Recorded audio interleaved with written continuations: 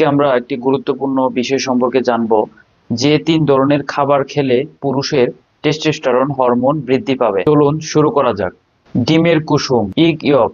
ডিমের কুসুমে প্রচুর পরিমাণ ভিটামিন ডি, কোলেস্টেরল ও স্বাস্থ্যকর ফ্যাট থাকে, যা পুরুষের টেস্টোস্টেরন হরমোন বৃদ্ধিতে সহায়ক ভূমিকা পালন করে।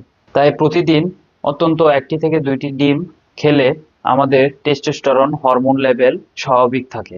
চর্বিযুক্ত মাছ, salmon fish, tuna fish, mackerel মাছ ইত্যাদি মাছে ওমেগা 3 ও ফ্যাটি অ্যাসিড থাকে। এছাড়াও ভিটামিন ডি এরও একটি উৎস, যা আমাদের টেস্টোস্টেরন হরমোন লেভেল বৃদ্ধি করতে সাহায্য করে। কাজু বাদাম ও আখরোট। বাদামে রয়েছে জিঙ্ক, ম্যাগনেসিয়াম ও স্বাস্থ্যকর ফ্যাট, যা টেস্টোস্টেরন বৃদ্ধিতে সাহায্য করে। তাই প্রতিদিন বাদাম ও আখরোট খেলে আমাদের টেস্টোস্টেরন হরমোন ভারসাম্য ঠিক থাকে। এছাড়া পর্যাপ্ত পরিমাণে ঘুম এবং শারীরিক ব্যায়াম আমাদের টেস্টোস্টেরন হরমোন বৃদ্ধিতে অনেক সহায়তা করে।